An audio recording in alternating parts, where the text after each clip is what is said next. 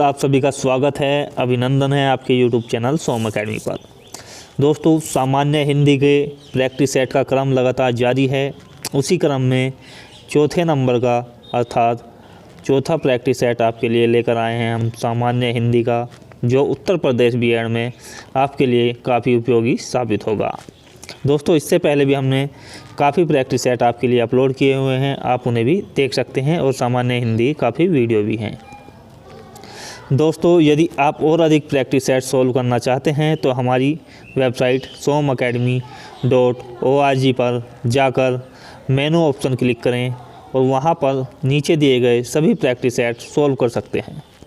somacademy.org। चलिए दोस्तों, practice set शुरू करते हैं।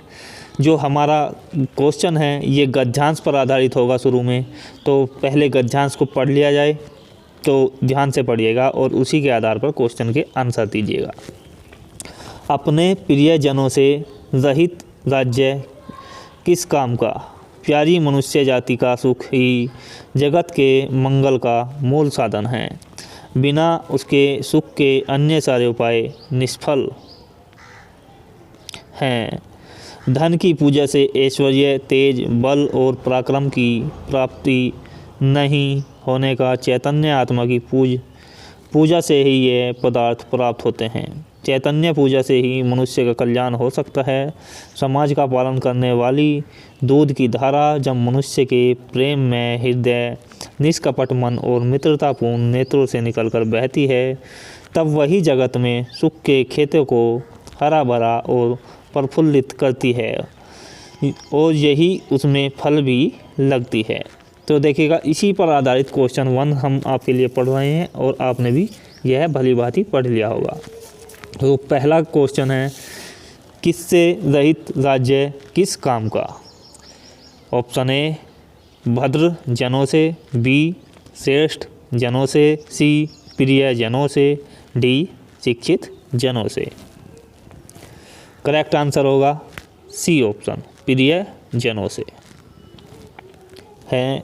जगत का अर्थ है ए समाज, बी संसार, सी देश और डी प्रदेश। करेक्ट आंसर होगा आपका बी अर्थात संसार।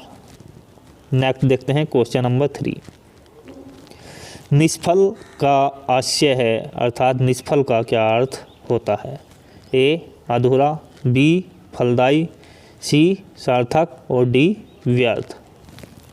आंसर होगा डी अर्थात व्यर्थ। क्वेश्चन नंबर 4 देखते हैं। सुख के खेतों को हरा भरा और प्रफुल्लित करने का अर्थ क्या है। ऑप्शन ए जीवन को सुखमय बनाना, ऑप्शन बी जीवन को दुखमय बनाना, ऑप्शन सी खेतों की सिंचाई करना, ऑप्शन डी जीवन को संकट में डालना। तो 4 ऑप्शन आपके लिए हैं। करेक्ट आंसर होगा इसका ए ऑप्शन, जीवन को सुखमय बनाना। क्वेश्चन नंबर 5 जो गद्यांश पर आधारित नहीं है। अब क्वेश्चन शुरू हो चुके हैं।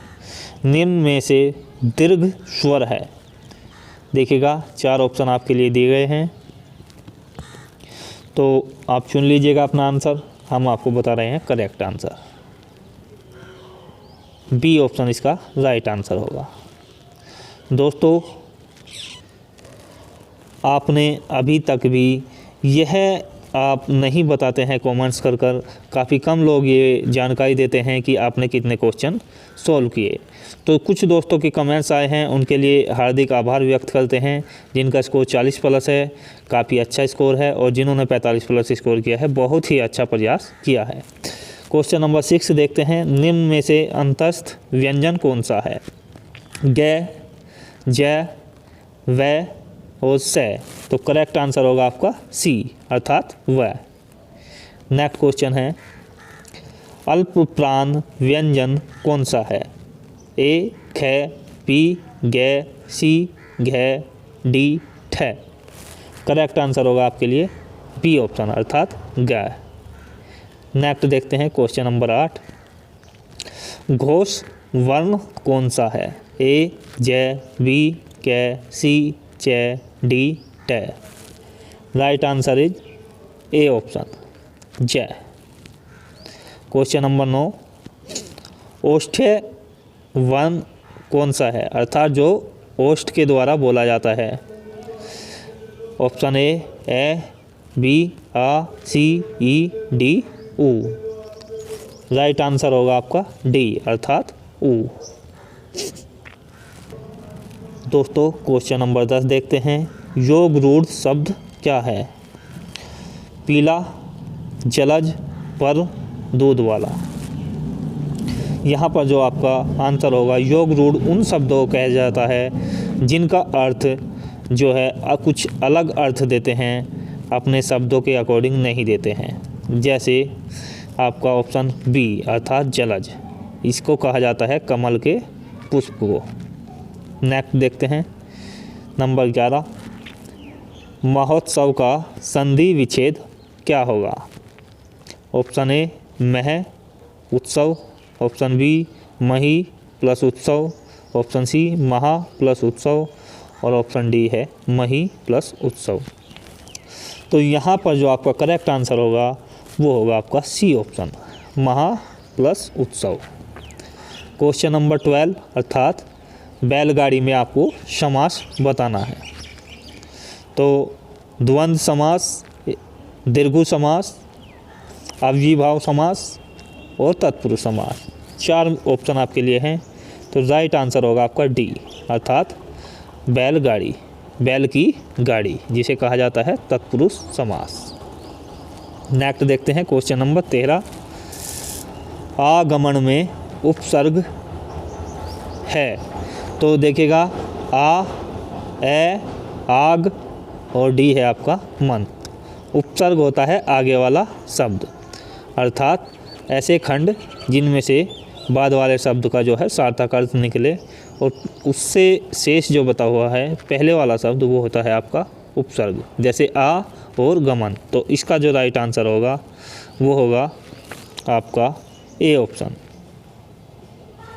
देखते हैं क्वेश्चन नंबर 14,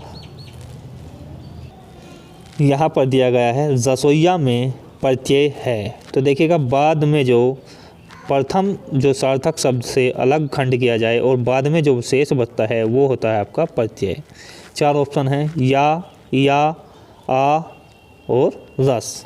तो यहाँ पर जो करेक्ट आंसर होगा वो होगा आपका या अर्थात रसोई या में आपका होगा बी ऑप्शन। देखते हैं नेक्स्ट, कौन सा शब्द तत्सम शब्द है। देखिएगा तत्सम शब्द वो शब्द होते हैं जो संस्कृत से जो के तो हिंदी में लिए जाते हैं। ऑप्शन ए क्षेत्र, बी गधा, सी गाय और डी घर। तो यहाँ पर जो करेक्ट आंसर होगा आपके लिए वो ए होगा क्षेत्र। क्वेश्चन नंबर 16, तद्भव शब्द आपको बताना है। तद्भव शब्द वो शब्द होते हैं जो हिंदी में अलग प्रयोग किए जाते हैं और संस्कृत में अलग तरीके से होते हैं। यौवन, निर्जर, जीव और स्थान। तो यहाँ पर जो आपका करेक्ट आंसर होगा वो होगा आपका सी अर्थात जीव। देखते हैं क्वेश्चन नंबर 17, कौन सा शब्द देशज शब्द है। गोबर, घोड़ा, हल्दी और कटोरा। तो यहाँ पर आपको जो करेक्ट आंसर होगा, ये शब्दों के प्रकार हमने आपको बताए भी हैं। शब्द विचार जो हमारा टॉपिक था उसमें हमने अच्छे तरीके से समझाए हैं, तो आप वहाँ भी जाकर स्टडी कर सकते हैं। तो डी ऑप्शन इसमें करेक्ट होगा कटोरा। देखते हैं क्वेश्चन नंबर 18, देखिएगा विदेशी शब्द कौन सा है। ए टिकट, बी मध्य, सी मयूर और डी वचन। तो राइट आंसर होगा आपका ए ऑप्शन, टिकट क्या है आपका विदेशी शब्द है। क्वेश्चन नंबर 19, संज्ञा शब्द है। ए हरा, बी पतला, सी सभा, डी गहरा। तो यहाँ पर जो आपका करेक्ट आंसर होगा वो होगा सभा। सभा क्या है आपका समूहवाचक संज्ञा है। बाकी हरा, पतला, गहरा ये क्या है आपके विशेषण है। सर्वनाम शब्द होगा। क्वेश्चन नंबर 20 सर्वनाम शब्द नींद, रोग, सफाई, कौन। तो यहाँ पर जो है नींद, रोग और सफाई, ये सभी क्या हैं, ये आपकी सर्वनाम नहीं हो सकते। सर्वनाम है आपका डी। और कौन सा सर्वनाम है आपका, पर्सनवाचक सर्वनाम। देखते हैं क्वेश्चन नंबर 21 विशेषण शब्द है लड़कपन, उचित, कठोरता और घबराहट। तो विशेषण जो विशेषता बताता है उसको बोलते हैं विशेषण। तो यहाँ पर आपका जो करेक्ट आंसर होगा वो होगा सेकंड ऑप्शन अर्थात उचित।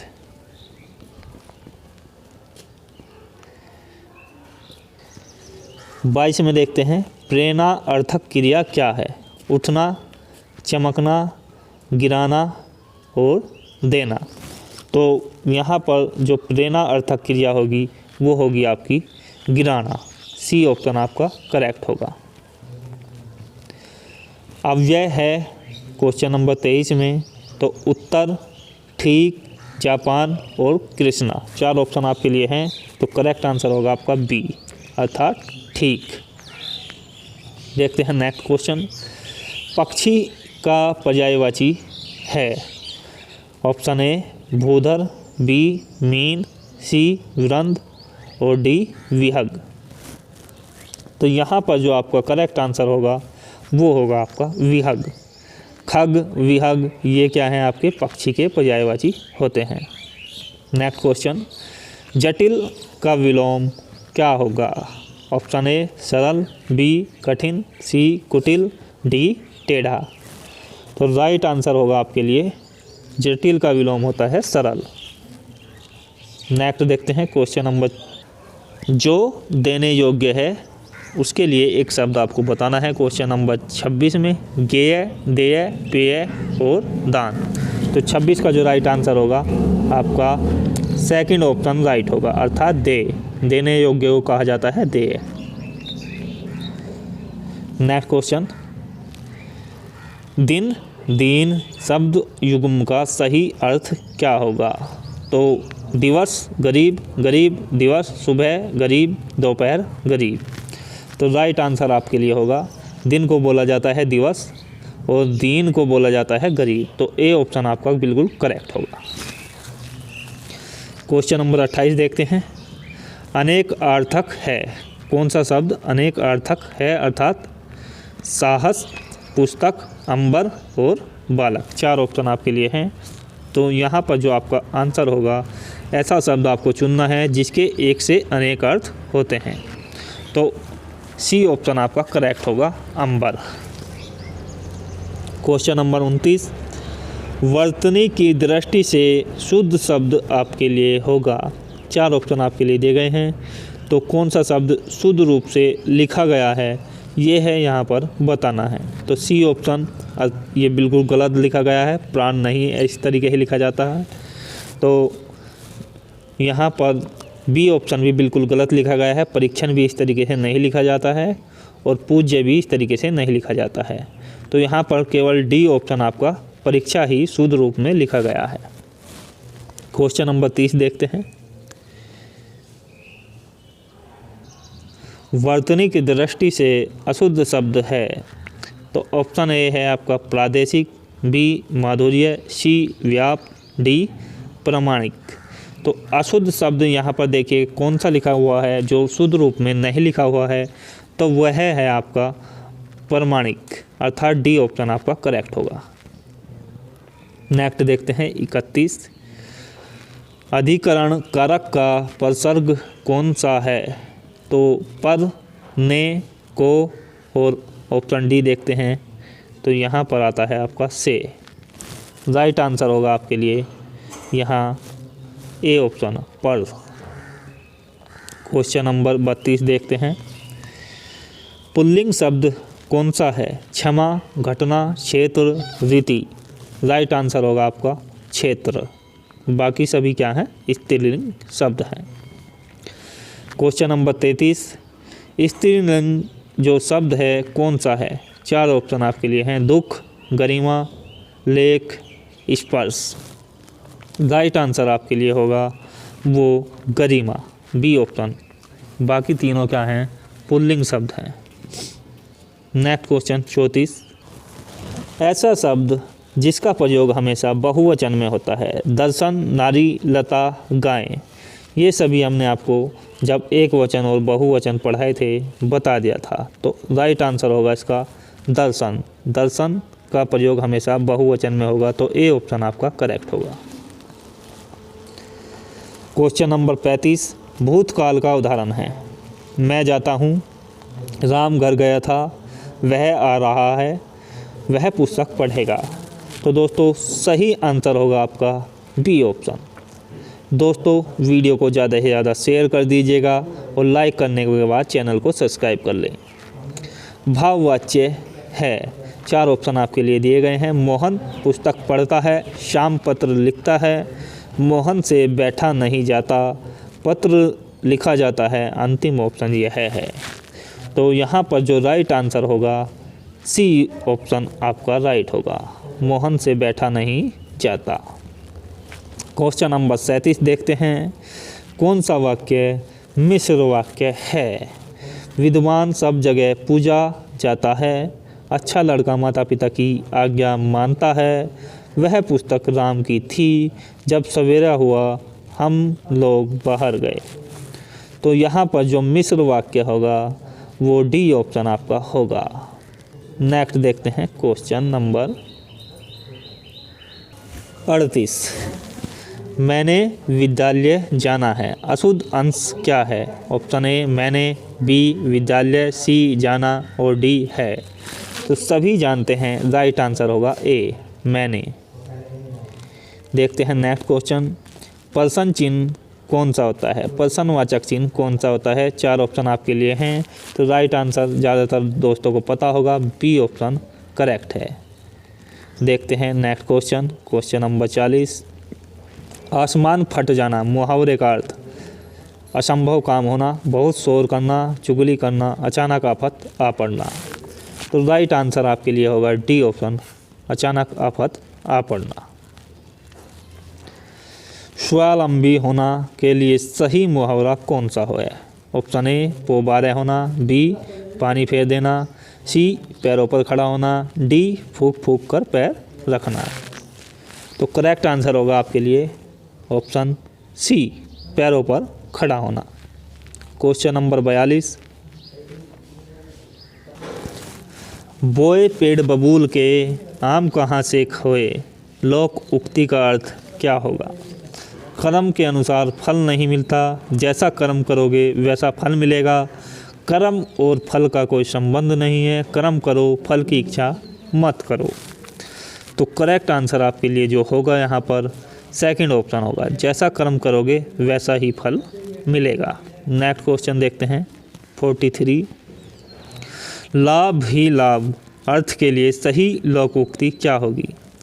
5 उंगलियां घी में, ऑप्शन बी 5 उंगलियां बराबर नहीं होती, ऑप्शन सी नेकी कर और कुएं में डाल, ऑप्शन डी नेकी और पूछ पूछ। तो राइट आंसर होगा आपके लिए ए ऑप्शन, 5 उंगलियां घी में। Question number 44। मूल पाठ का व्याख्या के साथ अनुवाद क्या कहलाता है।